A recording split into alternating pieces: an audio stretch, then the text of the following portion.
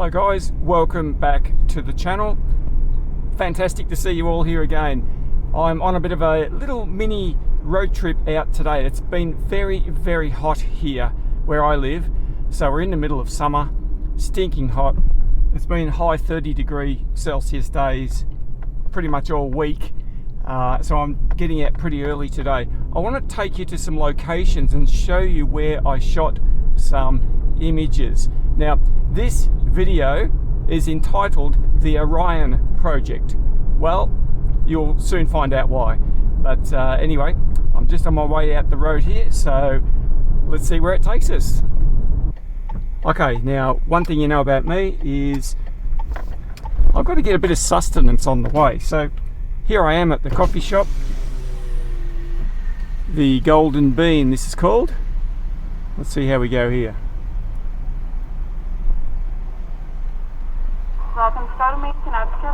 Yeah, can I have a small almond latte, extra hot, please? A small almond latte, extra hot? Yep. No worries. Thank you. Thank you. I've been having almond latte these days. It's working for me. And I like this place. They're very efficient. Drive through, no waiting.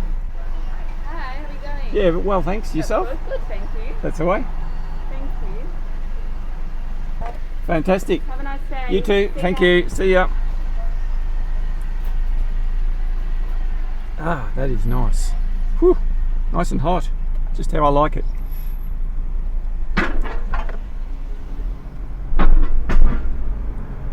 All right, we are on our way. Bring on the Orion Project.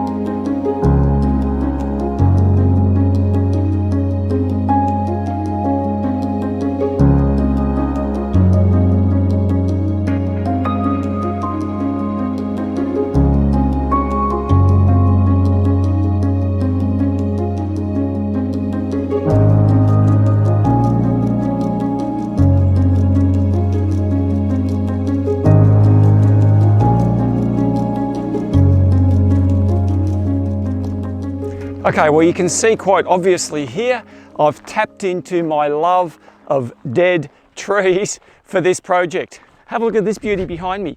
Now, what I'm going to be showing you today are three separate locations where I shot just a few nights ago, shooting the constellation Orion with, well, I used a couple of different lenses. I used a 35mm lens and I used a 20mm lens.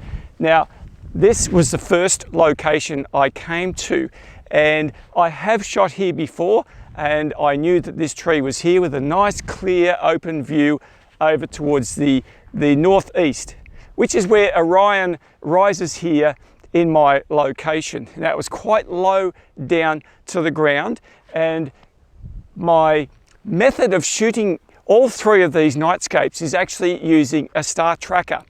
So I used my ioptron Sky Guider Pro. And I'm going to run you through the settings, but I just want to show you this tree just to give you a bit of an idea of what I had in mind. So the first thing I do when I come to a location like this is just have a good look around. In the daytime, I always scout my locations in the daytime before I come out at night. It just makes everything so much easier because I can get a lay of the land. I know what it looks like around here. I know what hazards there may be, if any, when I come back here during the nighttime. So when I came here, I've got plenty of space around. So I know that I can just move my camera to whatever position I need to be in to capture the background in the right place. So all I have to do is simply put my camera here in a position, and in this case it was in a portrait orientation, so that I could capture the tree there with my foreground in the place that I want it to be, knowing that Orion is perfectly placed in the background. Okay, so once I've got my orientation sorted out and I know exactly how I'm going to shoot this, I tend to start with my sky shots first. So I've got my star tracker out and I placed the tracker over here away from the tree. So I've got a clear sky. Now, a lot of you are going to say, oh, hang on, that doesn't sound right. Well, basically, whenever you're shooting with the star tracker, you're going to be either replacing the background sky or you're going to be somehow putting the foreground subject in front of that background sky. So for me personally, I find that my workflow works much better if I actually take the background shots first with a clear horizon with nothing in the foreground, and then I'll take my foreground shots, and that's what I did in this case. So I had my Nikon Z6 Astro modified, so that's a H alpha, which is hydrogen alpha modification, and that brings out a lot of that red color, and there's plenty of that color in the night sky, particularly around the region of Orion. And after all, that's what this video is all about. We're featuring the constellation Orion. So I took 20 shots at f2.8, 35mm focal length, ISO 800, and they were 120-second 2-minute exposures. I took 20, one after the other, bang, bang, bang. So to do that, well, there's a number of ways, but the way I did it with this particular camera, I used my Z6 Mark 1, so it doesn't have the built-in longer shutter speed, so I just hooked up an intervalometer to it, sat back in the car, let it run, and it just shot those 20 shots. Then I just went back over there and shot my foreground. I took 3 images here. Now, to be absolutely honest with you, I could have got away with just one, I think, but I did a bit of light painting just to highlight some highlights into that tree there.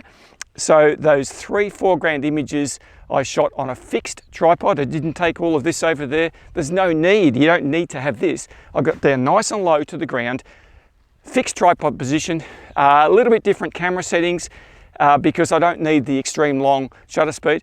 I do need to make sure I've got one shot that includes the background so that I can do a sky replacement, because I tend to use Photoshop sky replacement for my tracked shots, and I think it worked out okay.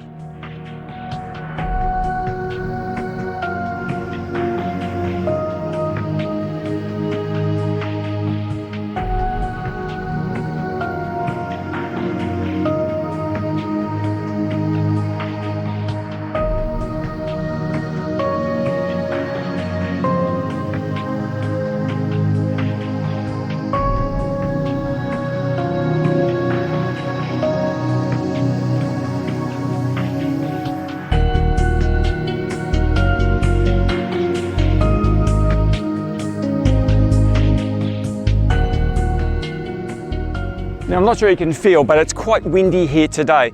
And one of the problems you face when shooting with a star tracker is wind.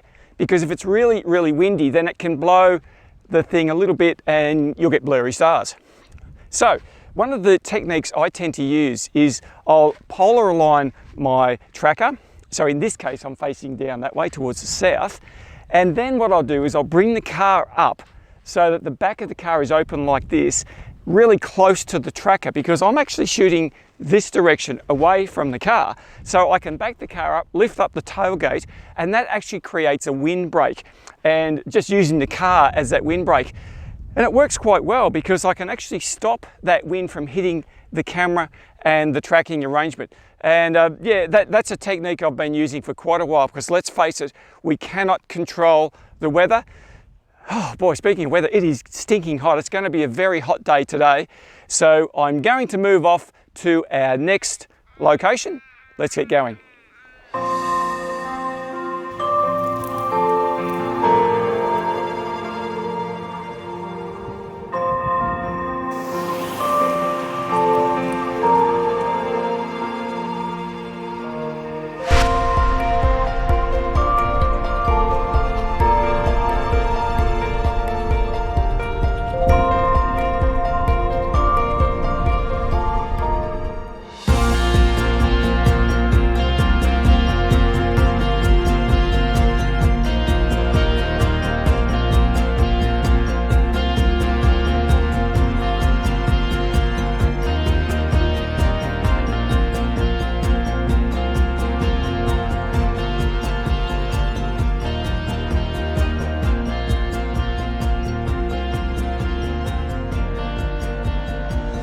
Okay, well, we're at our second location.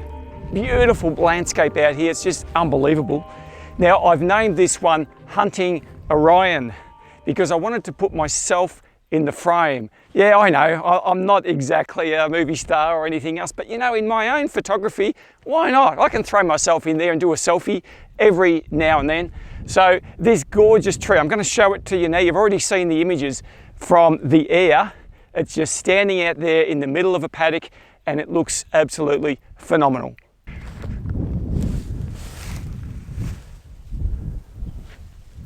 All right, so there you have it. There's our tree. Now, clear sky everywhere, 360-degree views here. Orion is right over there. Now, I took this one pretty much straight after the other one. So Orion hadn't moved very far up into the sky. And so I did exactly the same thing. I shot 20 frames of the night sky with my star tracker. So exactly the same setup, had the tracker up here on this section away from the tree, so clear sky. And then I just got over there and shot one only image, put myself in as my selfie and facing the same direction, and I used a flash. So I had one flash set on the front to give it a bit of silhouette. Now, in hindsight, I'm not sure I should have even bothered with the flash, to be honest. Anyway, it's done now, and I think it still looks okay. I think it would have looked fine just as a plain silhouette either way. Never mind, I just shot one image for the foreground because sometimes that's all you need, and just blended those together. Now, just talking about my blending process. So initially, the edit goes like this. I stack my 20 shots of the sky of Orion. This was shot with a 35mm f1.8 lens, by the way. And again with my Astro modified Nikon Z6. So I stack all my images in sequator. So I've got one TIFF file, stacked 20, aligned into one file. Then I bring that one file into Photoshop and I do a number of edits on that, quite a lot, because for a shot like this where I want to bring out a lot of that fine detail, I need to have a fair bit of stretching and pulling that file to get the most detail. And that's why I took 20 shots, because I want to make sure that there's enough data there for the Photoshop to be able to bring out the detail. And I think I have been able to bring a lot of detail. Remember I said that the hydrogen alpha modified camera picks up a lot of that pink and red, and you can see it in these images. And that's what I was after. So that's what I did. So then I go back into Lightroom. Oh, firstly, before I do that in Photoshop, I bring my foreground image in, blend that together. Now you're probably asking, how do I do that? I use Photoshop Sky Replacement, and it's built into Photoshop and it's fairly easy to use. And I found it to be quite appropriate for these types of images where I've got just a nice simple background, nice simple foreground. It tends to go together quite well. It does help to have a quite well-defined foreground subject, and I think there's a few tweaks that you do once you get that sky replacement in there. I've had to brush in some of the branches. It's quite detailed, as you can see. There's quite a lot of skinny branches on this tree, so I've blended those in, but in the end, I absolutely love this shot.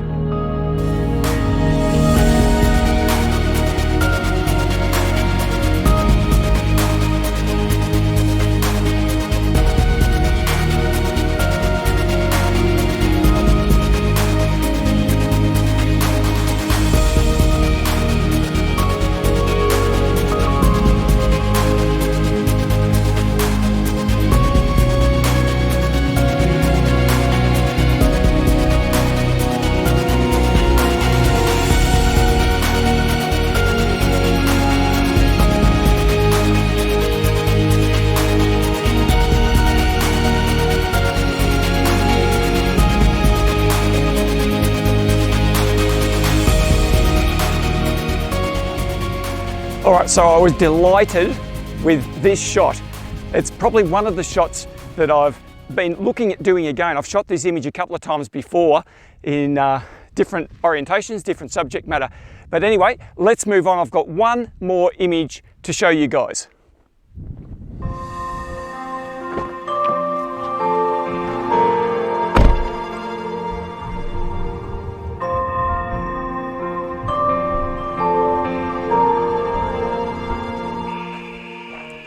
Oh man, the back of the car is absolutely covered in dust. Oh, what a mess.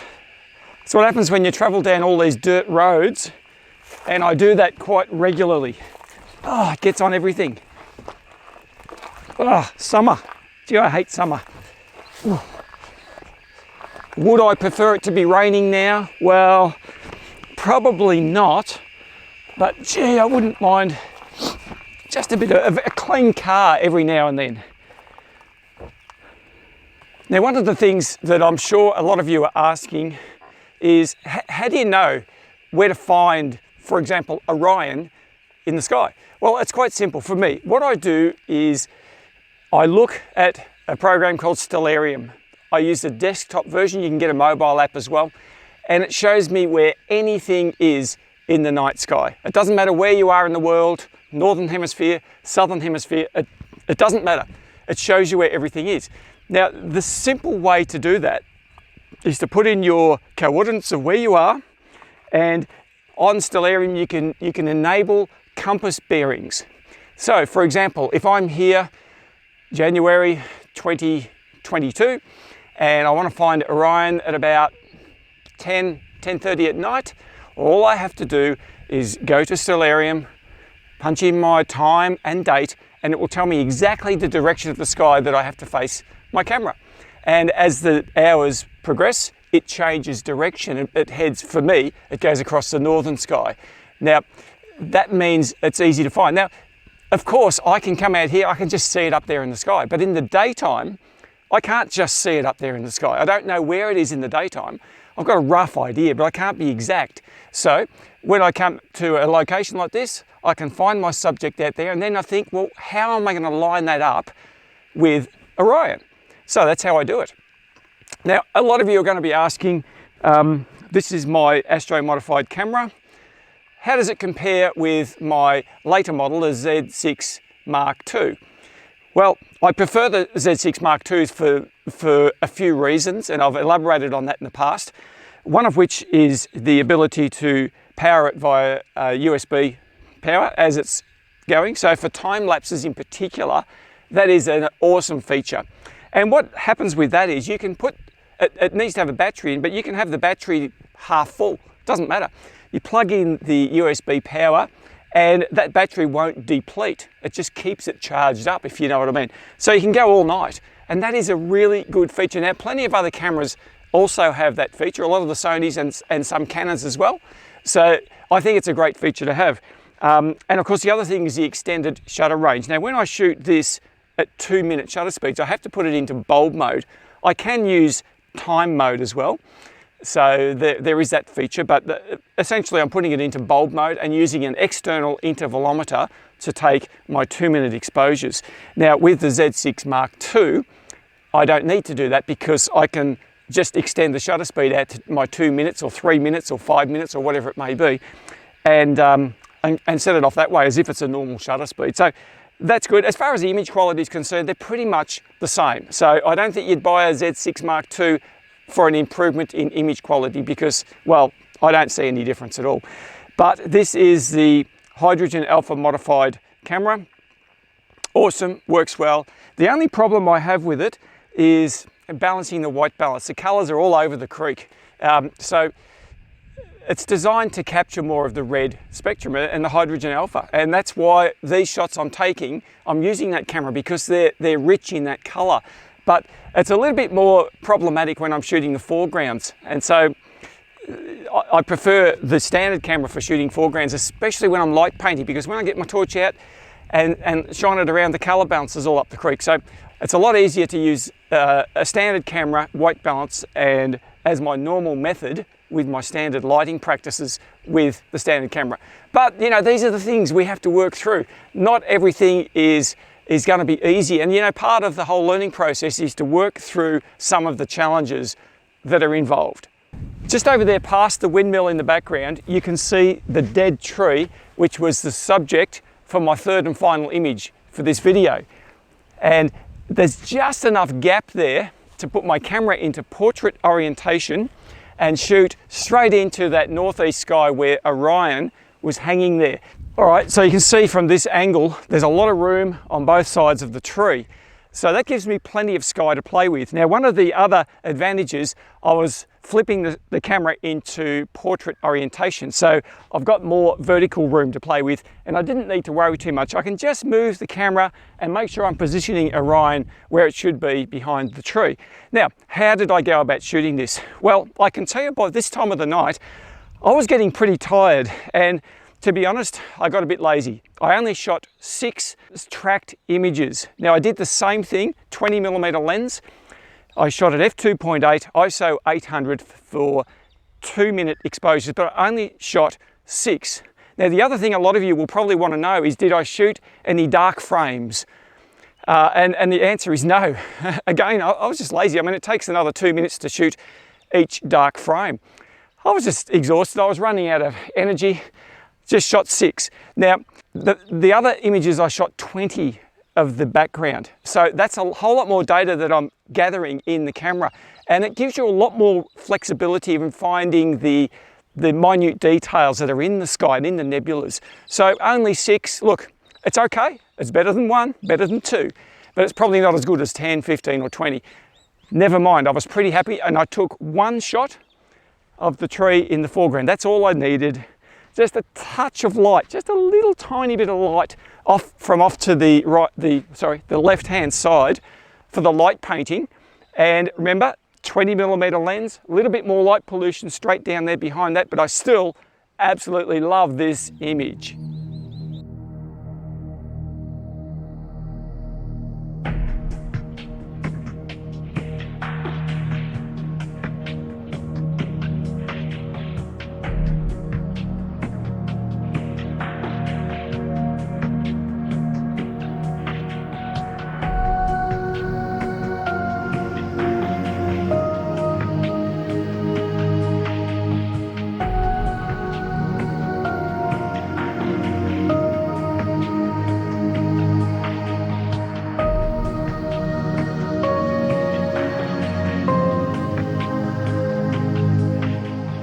Okay, well there you have it. 3 completely different images, and yet they share the same basic structure. 3 dead trees using my Astro modified Z6 camera with my ioptron Skyguider Pro Star Tracker. 2 lenses, 35mm f1.8 and a 20mm f1.8, which was this last image. Thanks so much for watching. Love to read and comment on your questions down below if you have any. Always happy to chat with you in the comments because I love doing that. If you like this video, just subscribe to the channel. I'd love to have you on board, and just give us a like and or whatever, a heart or whatever it is you give on YouTube these days. It changes every 5 minutes. Anyway, look, I'll look forward to seeing you guys next week. You have a great time. Enjoy your holidays if you're still on holidays. Otherwise, see you later.